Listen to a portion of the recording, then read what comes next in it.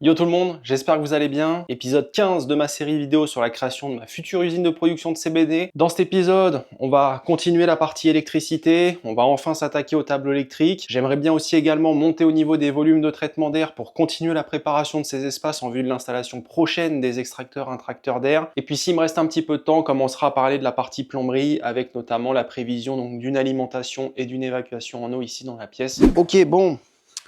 De retour dans notre volume de traitement d'air, à ce niveau, donc comme vous pouvez le voir, on a ici le fameux premier trou dont je vous parlais, qui permet quand même à l'air de circuler. Et puis également, j'ai le trou ici au niveau de la toiture. Donc l'objectif, mettre en place un grillage qui prenne ici la partie laine de verre, pour éviter en fait des accès du volume de traitement d'air vers la laine de verre ici. Remonter mon grillage jusqu'en haut ici, en le prenant vraiment, en essayant d'épouser la forme. De cette manière, j'évite que ce qui est à l'extérieur ne rentre à l'intérieur. Et bien évidemment, on monte et on se fait un petit renvoi ici, là-haut, au niveau de la toiture, pour également boucher le trou là-haut. Bien évidemment, tout ce que je vais fermer de ce côté-là, je le ferme dans tout mon volume de traitement d'air, de tous les côtés. Et il faut aussi penser qu'au bas de ma toiture, j'ai aussi un trou qu'il faudra que je vienne boucher par l'extérieur, également le plus proprement possible. Au niveau de l'installation, c'est très simple, j'installe ça avec la graffeuse, je viens un peu former mon grillage pour le tendre, etc. avec le petit marteau, puis vous allez voir, ça se fait quand même assez bien. Donc je vais récupérer le matos qui me manque pour avancer, et puis on se fait ce côté-là en premier. Là.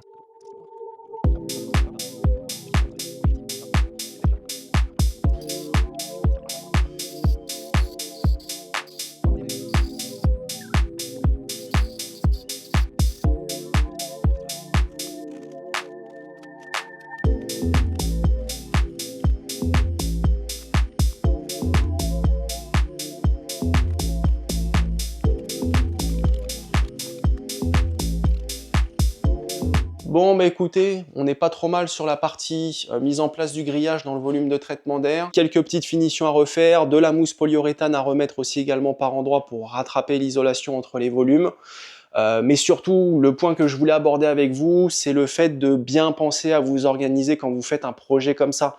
La pose du grillage, c'est le tout premier truc que j'aurais dû faire dans mon volume de traitement d'air. Avant même de tirer et de passer mes gaines, avant même de mettre les plaques, c'est vraiment, comme je vous dis, le tout premier truc que j'aurais dû faire parce que ça m'aurait permis de dérouler juste une bande sur toute la longueur du volume, de venir agrafer ça d'un seul tenant jusqu'au bout, ne pas avoir à me taper 36 000 découpes et ne pas venir me ruiner les mains à essayer de passer le grillage derrière mes gaines, etc.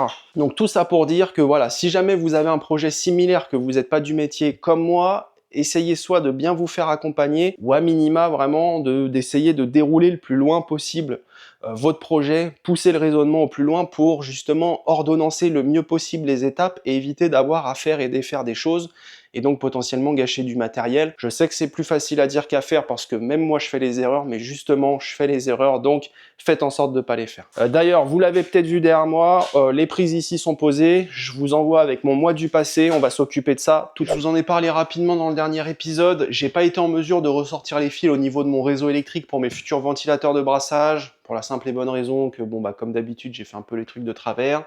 Ma gaine ici, plutôt que de la passer devant ma laine de verre et donc de l'avoir accessible vraiment à portée de doigt en quelque sorte, non, je me suis dit que j'allais l'accrocher sur le mur au fond, donc quasiment là, ici 10 cm derrière. Donc je vous avais dit que j'allais récupérer une caméra endoscope qui fonctionne donc en Wi-Fi, connectée sur mon téléphone juste ici. Et donc ce que je vais essayer de faire, c'est d'aller voir un petit peu ce qui se cache derrière. Je sais que j'ai un cintre là qui traîne pas très loin.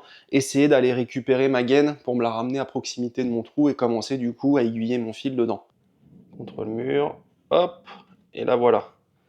Donc là on voit bien la gaine.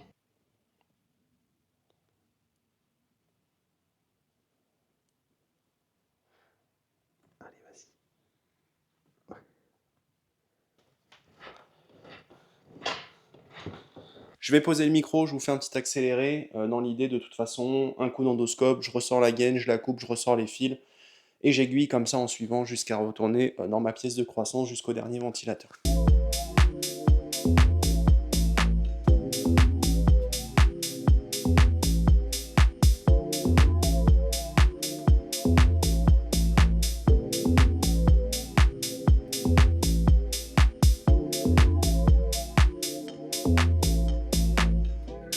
Bon, j'ai fini de ressortir mes câbles pour mes futures prises ici pour mon réseau de ventilateurs de brassage. Avant de venir installer les boîtes, je vais venir balancer quelques sachets de Morora derrière les murs. Si je fais ça, c'est tout simplement parce qu'en passant, il y a quelques jours en soirée dans le bâtiment, j'ai entendu une souris courir derrière mon lambris au pied d'un des murs. Donc ce qui est clairement signe que j'ai beau avoir installé mon grillage là-haut, ça ne suffit pas. Les souris ont, comme je vous l'avais dit, trouvé un moyen de rentrer dans les murs. Donc plutôt que de laisser la situation potentiellement se développer et empirer, je vais essayer de résoudre le problème tout de suite. Et après ça, j'installe les boîtes prises et puis on fera tout le câblage dans la foulée. Là, j'ai récupéré tous mes petits blocs prises et tout. Donc on va tout installer en suivant. On y va.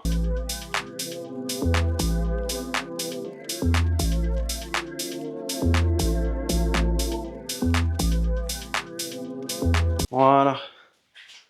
Bon, je pense que ça va pas être mal. Le but, c'est pas non plus d'en mettre 10 kilos. On va passer donc à l'installation des dernières boîtes qui manquent. Vous vous en souvenez, j'avais fait des empreintes au niveau donc de mon lambris pour pouvoir aller mettre ma boîte derrière le lambris et rattraper en fait l'épaisseur qui me manquait pour pouvoir vraiment venir fixer ma boîte sur mon support. Le problème qu'il y a, c'est que la boîte étant du coup 1 cm quasiment derrière la surface du lambris, quand je viens serrer ma plaque prise, ça a tendance en fait à venir déformer la matière autour de là où je viens serrer. Donc pour pallier à ce problème, ce que j'ai fait, c'est que j'ai découpé des petites entretoises dans un tuyau de PVC en diamètre 63 mm. En venant aplatir légèrement mon PVC, je suis en mesure donc de le mettre entre les deux vis de support pour la plaque de façade qui vient tenir mon mécanisme de prise et sur laquelle je viens monter après ma plaque de finition. Donc on va faire ça tout de suite et on regarde juste après pour faire le reste.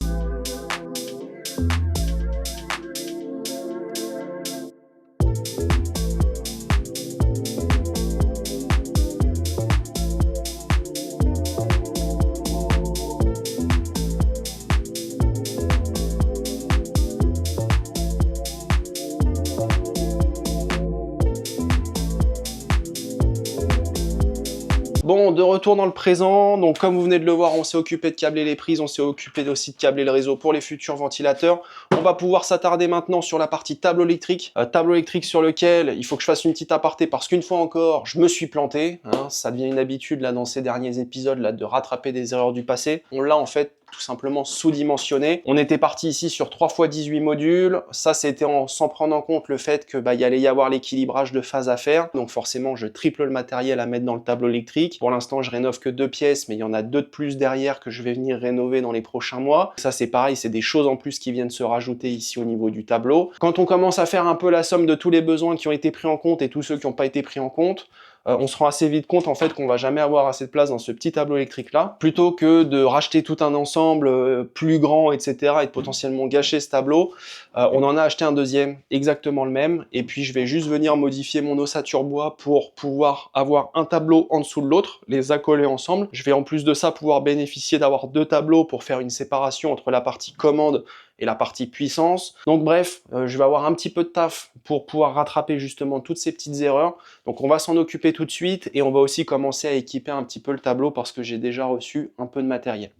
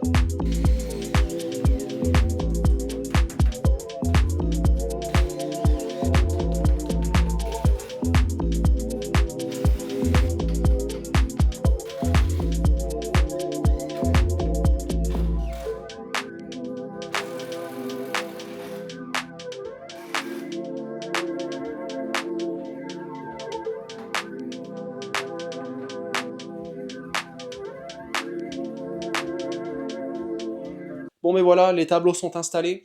Dites-moi en commentaire ce que vous en pensez. Personnellement, bon, je trouve que le résultat au final n'est pas si mal que ça. Je m'attendais à ce que ça rende moins bien.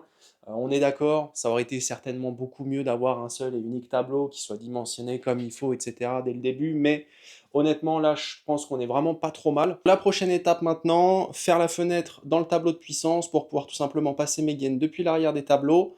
Et comme j'ai un peu la flemme et qu'il fait chaud, hop, et hop, voilà. J'ai tout le passage nécessaire, j'ai plus qu'à ramener mes gaines derrière et je peux tirer mes câbles après derrière mon équipement. Donc, j'ai tout mon matériel ici, donc j'ai pas besoin de tout ce qu'il y a dans le carton. Là, vous voyez, il y a un mini tableau électrique, je vais pas en avoir besoin. Là, il y en a un beaucoup plus grand, c'est pareil, il va pas me servir. Là, ici, j'ai un disjoncteur différentiel, mais il va pas aller parce que c'en est un avec les sorties en dessous et les entrées au-dessus. Moi, le modèle dont je vais plutôt avoir besoin, ça va être un comme ça, où il n'y a rien en dessous. Et en fait, on a entrée-sortie au-dessus de l'autre côté. L'avantage de celui-là, en fait, c'est qu'après, on peut utiliser des peignes. Si je le retrouve, je sais pas où il est passé le truc. Bref, j'ai les disjoncteurs différentiels, enfin bref, j'ai tout un tas de petits trucs, tous mes disjoncteurs, j'ai du C16, du C20, du C2, du C32, du C machin. Dans la logique, j'ai au moins le matériel nécessaire pour câbler déjà les phases 2, phase 3. Donc on va pouvoir avancer un peu aujourd'hui. Je vais faire la pointe, moi, sur le matériel qui me manque d'ici au prochain épisode pour qu'on puisse terminer le tableau électrique. J'espère. Donc, il n'y a plus qu'à. Pour pouvoir m'y retrouver un petit peu plus facilement, je m'étais fait ce petit schéma, je vous l'affiche à l'écran, pour avoir une idée un peu plus précise en fait de où vont mes différents disjoncteurs. Donc je pense que je vais commencer par la dernière phase en bas, et puis je remonterai de toute façon au fur et à mesure, comme ça au moins je vais pas trop me casser la tête. Premier objectif, installation de mon différentiel. Et puis après, partant de là, on va dérouler, je vais retirer mes gaines au fur et à mesure, redénuder, rebrancher où il faut, etc. machin. Et puis comme ça, on sera bueno.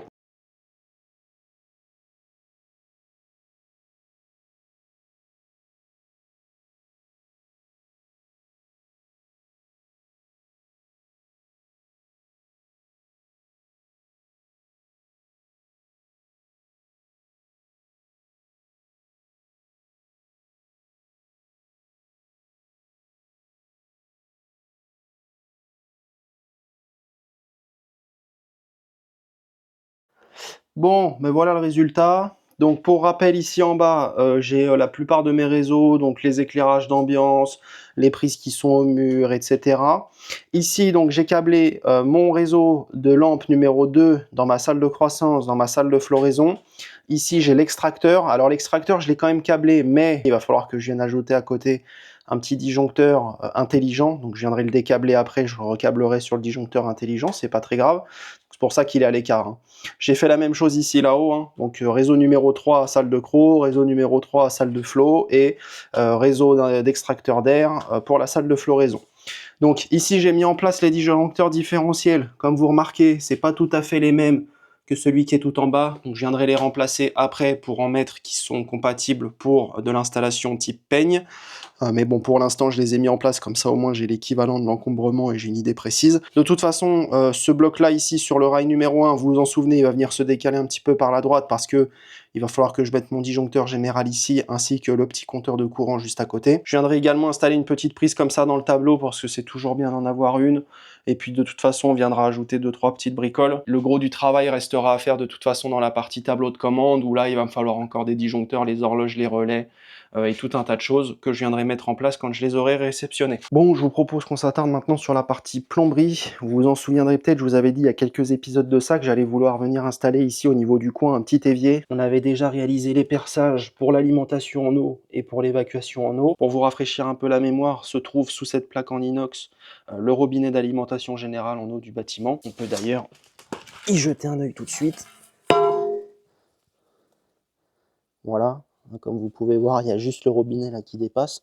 Donc il va falloir que j'arrive à dégager un peu dans tout ça, vraiment qu'on ait accès au robinet proprement. On va tout virer, on va essayer de se reprendre le PE qui vient en amont avec la flotte, remettre un robinet propre et refaire du coup un départ qui remonte jusqu'ici tout le long pour arriver ici au niveau du trou qu'on a prévu pour passer la ligne. Également, on va venir creuser ici à peu près en face un puits perdu sur 60-80 cm de profondeur, une vingtaine ou une trentaine de centimètres de diamètre, qu'on viendra après remplir avec du gravier pour tout simplement avoir vraiment un trou qui permette donc derrière la dispersion des eaux usées dans le sol par capillarité sans avoir forcément de problème d'inondation. Et donc justement le puits perdu, c'est ce qu'on va regarder tout de suite.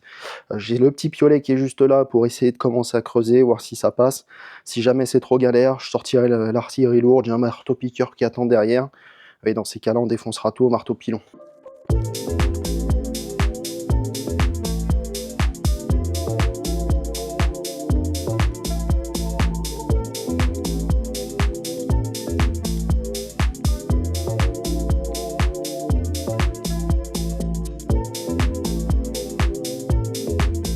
Le puits perdu est creusé. Je pense qu'on a un bon volume pour évacuer l'équivalent d'un évier de 40 par 40.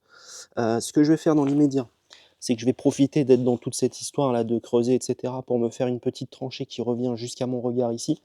Je vais également en profiter pour vider là toute la terre dans le regard, qu'on récupère le visu sur le robinet, les 2 départs qu'il doit y avoir et qu'on puisse surtout bosser après confortablement au moment de tout refaire. On s'occupe de faire la tranchée et de vider le regard et après on en aura fini de ce côté-là.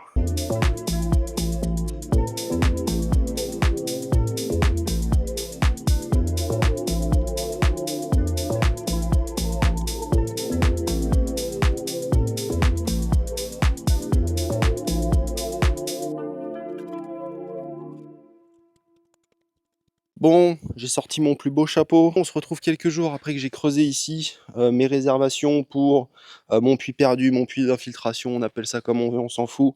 Mais également la petite tranchée là que j'ai creusée pour pouvoir aller réguiller mon PE au niveau ici de mon regard. Pour faire un point sur la situation de ce côté-là, comme vous l'avez vu, toute la plomberie c'est mort. En plus de ça, tout est scellé dans le béton. Je vais tout exploser à essayer justement de casser le béton, défaire les tuyaux, etc. Ce que je vais faire, c'est qu'il va falloir que je vienne décaisser ici en amont de mon regard pour déjà visualiser un petit peu sur quelle section de tuyau on est, quel type de tuyau, l'état général du truc, parce que le problème qu'il y a, c'est que le réseau d'alimentation en eau ici du bâtiment, je sais pas d'où il part, je sais pas forcément où est-ce que je peux le couper, etc. Donc il faut vraiment qu'on vérifie avant qu'on se lance dans toutes ces choses-là, de voir si l'install existante elle est encore valable. En fonction de ça, on verra si on recreuse toute une tranchée jusqu'à la baraque et si on retire un PE. Autant vous dire, j'ai vraiment pas envie de faire ça. Mais donc là, dans l'idée, pour l'instant, ce que je vais faire, c'est que je vais décaisser un petit peu plus largement la zone pour récupérer un peu de visu sur le tuyau. Et en fait, je me suis dit, je vais décaisser toute la zone en fait devant le bâtiment.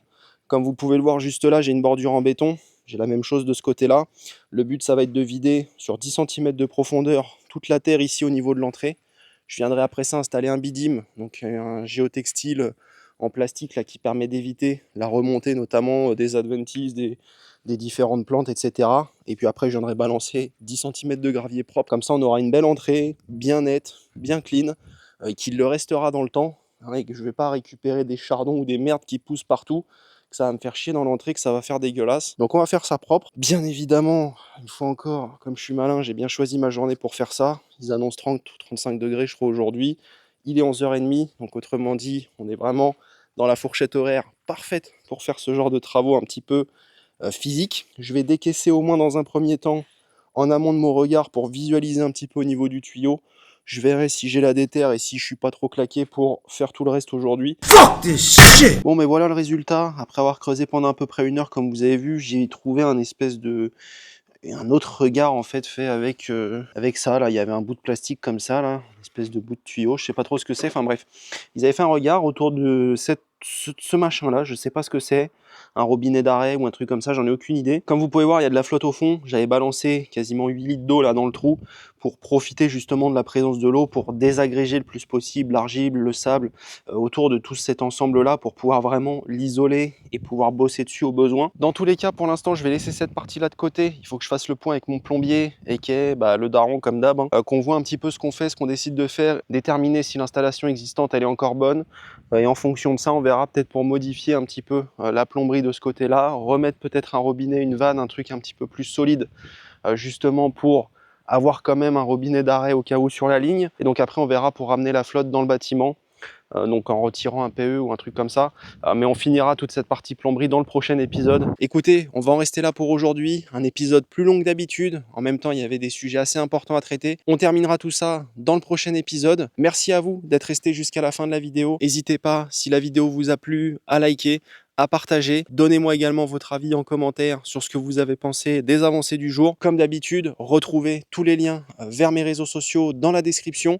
Également, si ça vous intéresse, n'hésitez pas à aller faire un petit tour sur mon Discord. On y discute un peu plus régulièrement de culture, de CBD, et je vous donne plein de petits trucs et astuces pour vous aussi, pourquoi pas vous lancer dans ce type de projet. Dans tous les cas, comme d'hab, je vous donne rendez-vous dans 15 jours pour l'épisode 16. En attendant, prenez soin de vous, je vous dis à très vite.